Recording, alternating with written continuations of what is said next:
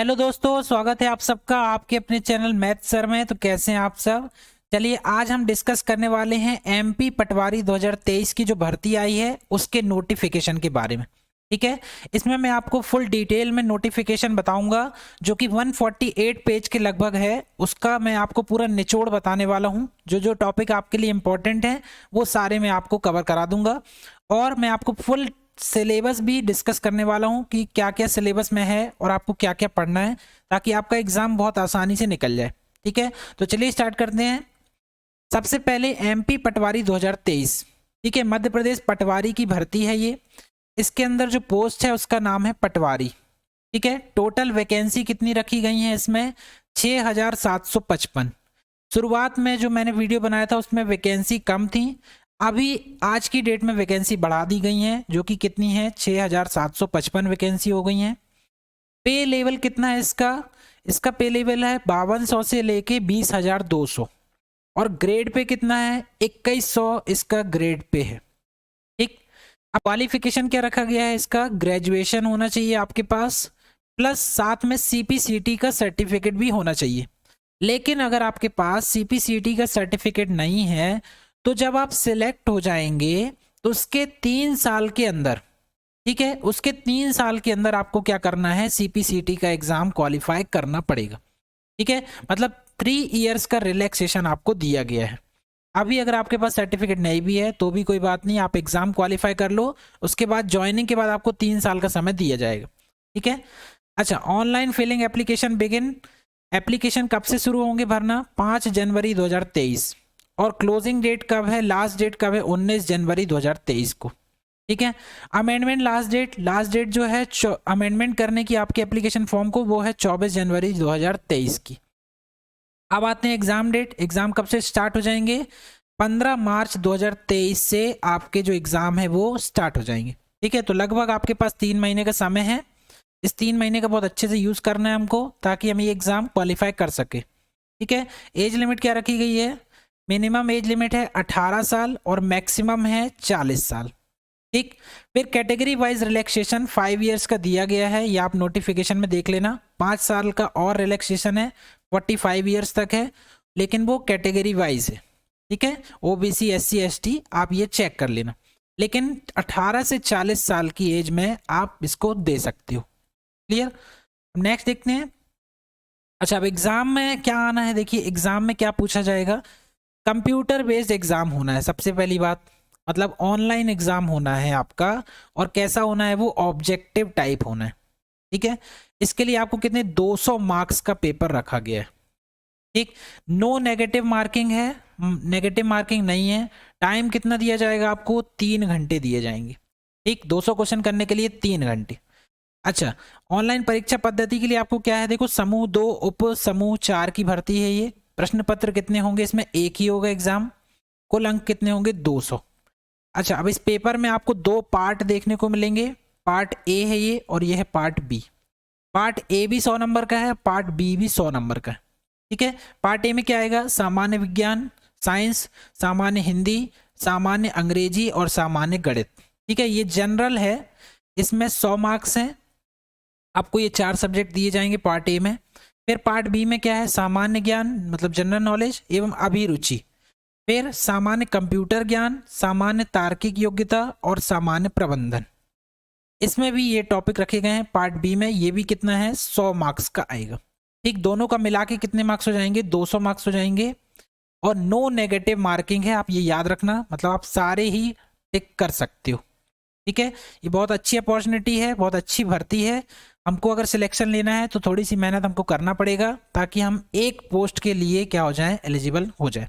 ठीक है, तो ये सिलेबस है, लगभग 7 से 8 टॉपिक हैं इसमें। अब मैं आपको डिटेल में बताऊंगा इन सब के बारे में आपको क्या क्या पढ़ना है। ठीक है, सब्जेक्ट वाइज देखते हैं। तो सबसे पहला देखिए हिंदी।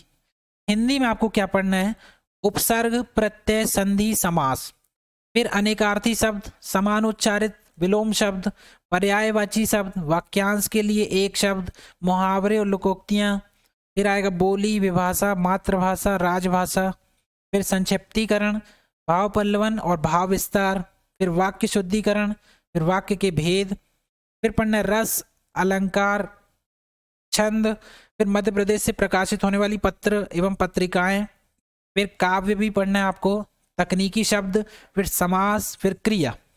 मतलब इतना आपको टॉपिक कवर करके जाना है एग्जाम में, तभी आप हिंदी के क्वेश्चन क्या कर सकते हो, अटेम्प्ट कर सकते हो। ठीक है, फिर देखिए सेकंड आता है, सेकंड है मैनेजमेंट, प्रबंधन के बारे में आपको क्या क्या पढ़ना है। ये नया टॉपिक है, इसी साल इसको जोड़ा गया है, तो इसके बारे में भी आप थोड़ा सा पढ़ के जाना। क्या क्या पढ़ना है, मैनेजमेंट इंट्रोडक्शन पढ़ना है सबसे पहले, फिर प्रिंसिपल ऑफ मैनेजमेंट, फिर बिजनेस एनवायरनमेंट, फिर पढ़ना है प्लानिंग, ऑर्गेनिज्म, डायरेक्टिंग, फिर फाइनेंशियल मैनेजमेंट, फिर पढ़ना है फाइनेंशियल मार्केट, फिर मार्केटिंग मैनेजमेंट, एडमिनिस्ट्रेटिव मैनेजमेंट, फिर accounting finance, decision making, organisation, social responsibility of management. तो इतने टॉपिक आपको कम से कम कवर करना है। ठीक है, नेक्स्ट सब्जेक्ट देखिए मैथमेटिक्स में क्या क्या पढ़ना है, बहुत इंपॉर्टेंट है ये। नंबर सिस्टम आपको पढ़ना है, ज्योमेट्री पढ़ना है, boat and stream, mixture and alligation, फिर पढ़ना है पॉलिनोमियल एंड पार्टनरशिप, फिर पढ़ना है percentage, ratio proportion, average, SI and CI, profit loss and discount, फिर पढ़ना है coordinate geometry, mensuration, statics, decimal, fraction. Madhya Pradesh के पेपर में सारी ही चीज़ें पूछी जाती हैं। ठीक है, तो सारे टॉपिक आपको कवर करके जाना है।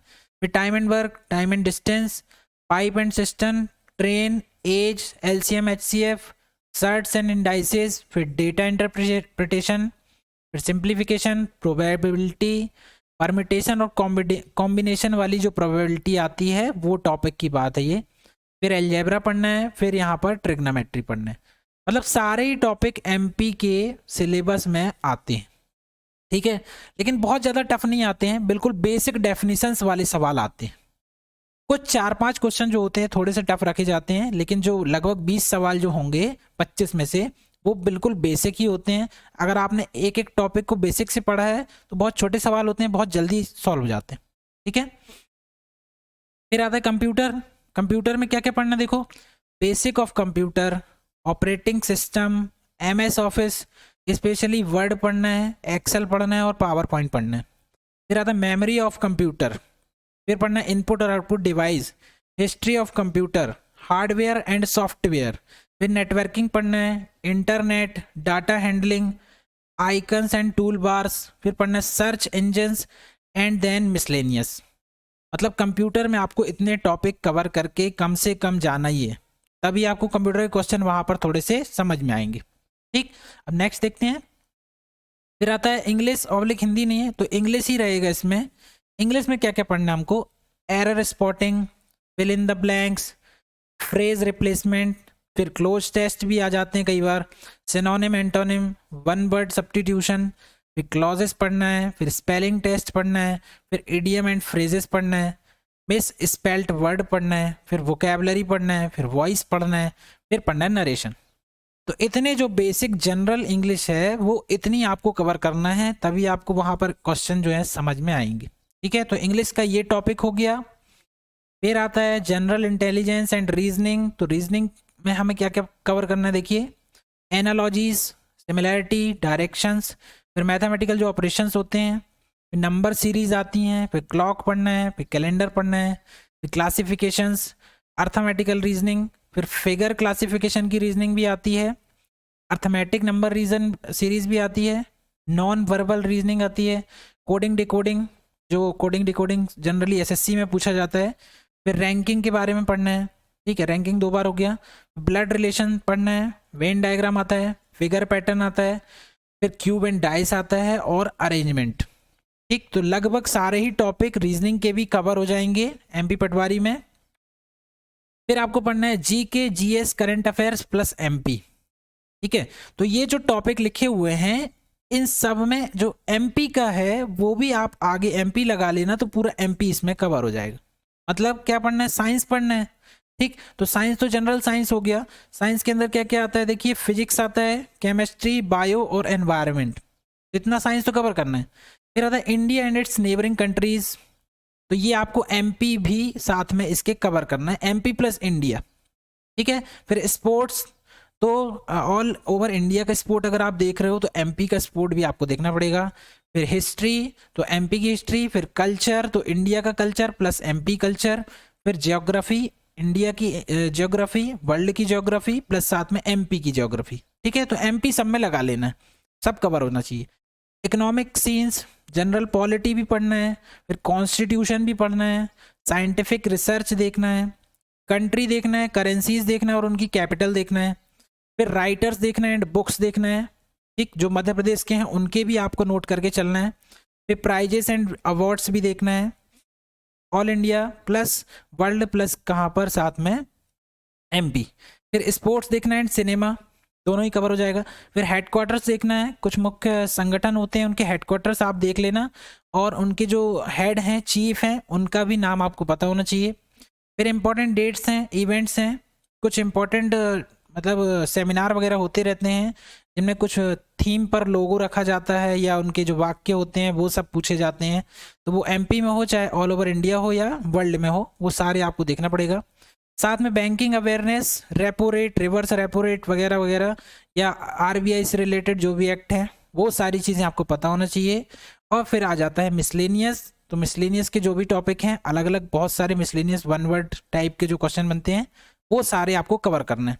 ठीक है, चाहे वो एमपी लेवल का हो, चाहे इंडिया का हो, चाहे किसका हो वर्ल्ड लेवल का, तो ये सारे आपको टॉपिक क्या करना है, कवर करके चलना है। ठीक है, इतना आप पढ़ेंगे पटवारी में, 3 महीने का टाइम है, तो बहुत अच्छा आपको पेपर आपका जा सकता है।